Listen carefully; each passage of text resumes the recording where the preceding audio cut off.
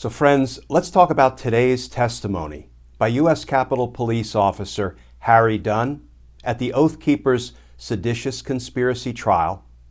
And then let's also talk about the latest regarding Donald Trump's tax returns. So, yep, we're going to talk about heroes and zeros, because justice matters.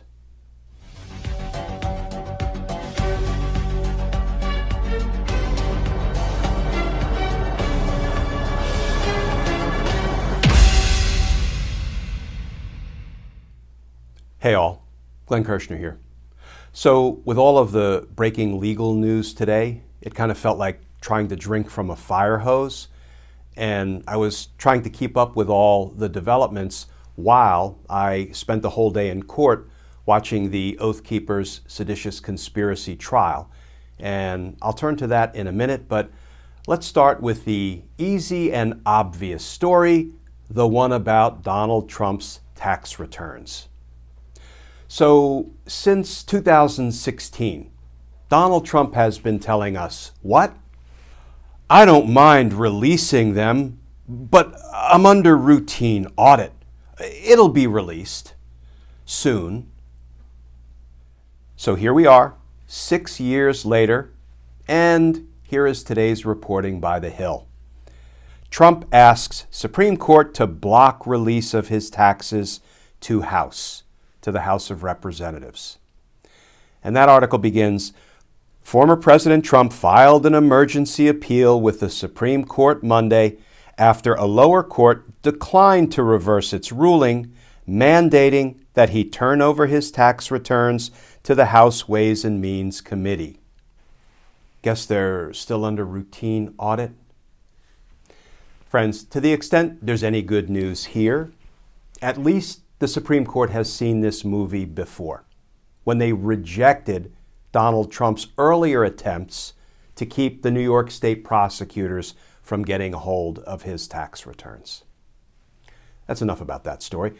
On another legal front, today, the feds, the Department of Justice, charged the Trump supporter who attacked Paul Pelosi, husband of House Speaker Nancy Pelosi. Here's the reporting on that. Feds charge alleged Pelosi attacker with attempted kidnapping. So now this particular Trump supporter is charged federally in addition to being charged in California State Court. And in today's reporting, we learned the goal of his assault, the purpose of his attack, according to the assailant himself. The goal was to send a message to other Democrats. Attack the husband of the Speaker of the House of Representatives to send a message to Democrats is what the assailant said. And yet, the man who continues to use inflammatory rhetoric, inciting his supporters, including to violence, has not been held accountable. He's allowed to keep doing it. You think that needs to change? Let's finish on a high note.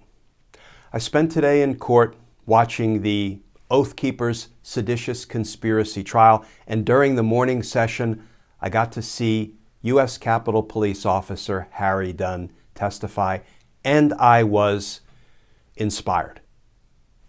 Here was my take as I posted it from the courthouse in real time. Officer Harry Dunn's testimony was impactful. Prosecutors introduced videos of Officer Dunn guarding a stairwell that led to Speaker Nancy Pelosi's office. Multiple Oath Keepers in tactical gear are depicted in the video facing Officer Dunn. Officer Dunn is yelling at them, "We have dozens of officers down. We're taking them out on stretchers. You all are effing us up." In videos and photographs, Dunn is seen, one man blocking the way against rioters, including Oath Keepers, telling them, "I'm not letting you come this way." And Harry Dunn, by himself, held that line. So yes, friends, there are heroic public servants among us, and we should never lose sight of that. Friends, as always, please stay safe, please stay tuned, and I look forward to talking with you all again tomorrow.